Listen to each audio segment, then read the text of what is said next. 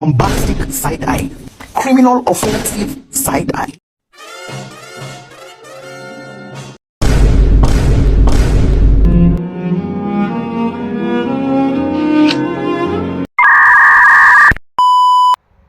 Assalamualaikum warahmatullahi wabarakatuh.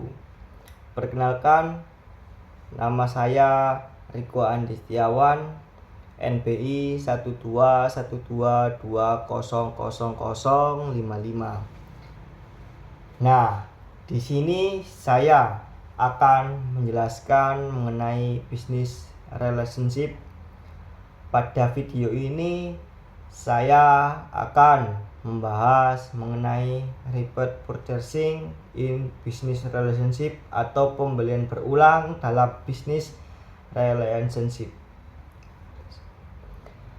Nah, di sini saya akan membahas apa saja sih?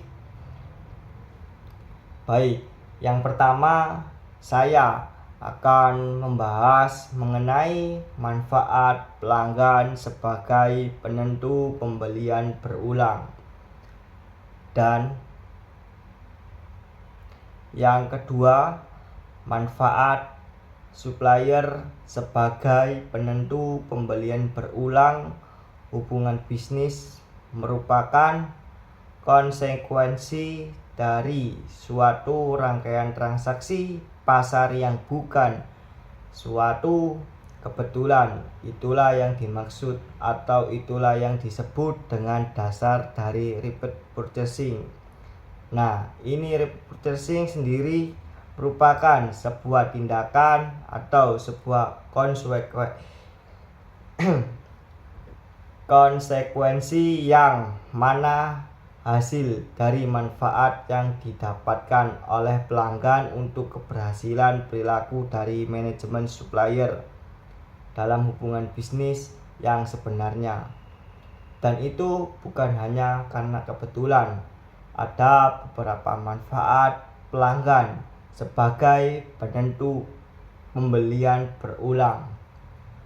Nah, yang pertama, ada hasil dari manfaat yang diterima oleh pelanggan. Yang kedua, ada bonding memiliki peran penting dalam menentukan perilaku. Kita harus bisa membangun bonding terhadap customer. Nah, yang ketiga, ada perilaku pembelian berulang dapat disebabkan oleh adanya dan tidak adanya ikatan tertentu. Nah, yang keempat, ada pembelian berulang tanpa adanya efek dari ikatan tertentu. Biasanya dikarenakan karena adanya layanan inti atau layanan tambahan yang diberikan kepada customer atau supplier. Nah, saya akan membahas lebih lanjut apa itu layanan inti. Layanan inti tambahan yang akan menjelaskan mengenai layanan inti dan layanan tambahan. Apa itu layanan inti? Layanan inti merupakan layanan dasar atau layanan utama yang disediakan oleh perusahaan atau organisasi untuk memenuhi kebutuhan pelanggan. Contohnya seperti restoran menyediakan makanan, minuman. Terus perusahaan perbankan menyediakan layanan perbankan. Contohnya seperti penyimpanan dana, investasi, dan lain sebagainya. Nah, sedangkan untuk layanan tambahan, ini layanan tambahan merupakan layanan yang disediakan oleh perusahaan atau organisasi untuk meningkatkan pengalaman yang memberikan nilai lebih kepada pelanggan. Contohnya seperti kita memberikan buy one get one gitu pada pelanggan yang dimaksud. Dengan layanan tambahan dan layanan tambahan ini yang menyebabkan adanya CRM. Apa itu CRM?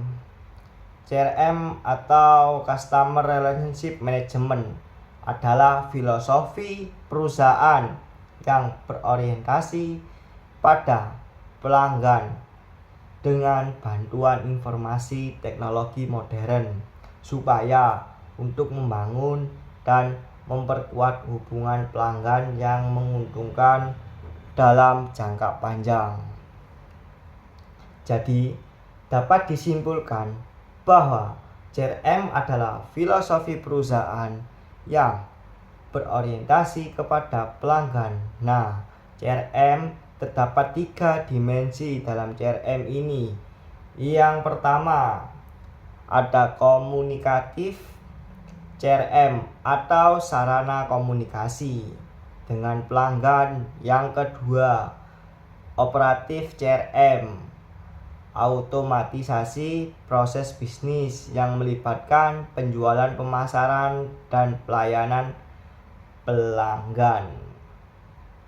Yang terakhir, yang ketiga, ada analitik CRM atau analisis data pelanggan untuk mendapatkan wawasan yang lebih dalam mengenai perilaku, kebutuhan, dan preferensi pelanggan tipe Customer Relationship Management.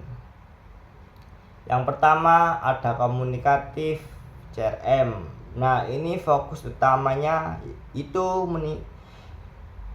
itu interaksi kepada pelanggan, fungsinya untuk memfasilitasi komunikasi 2 arah yang lancar dan efisien.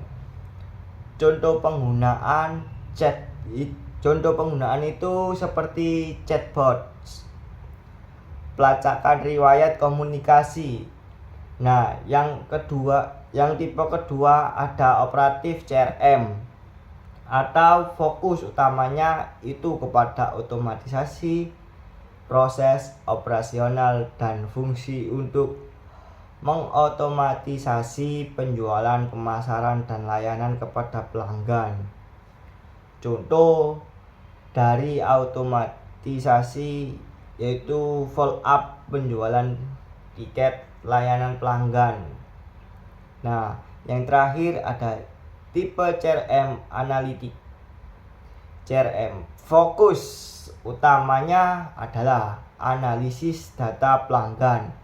Fungsinya untuk menganalisis data untuk wawasan pelanggan dan pengambilan keputusan. Contoh penggunaannya itu seperti segmentasi pelanggan, analisis tren, pembelian kepada pelanggan. Manfaat supplier sebagai penentu. Pembelian berulang, pelanggan cenderung melakukan pembelian berulang dari pemasok jika mereka merasakan manfaat atau nilai dalam melakukannya.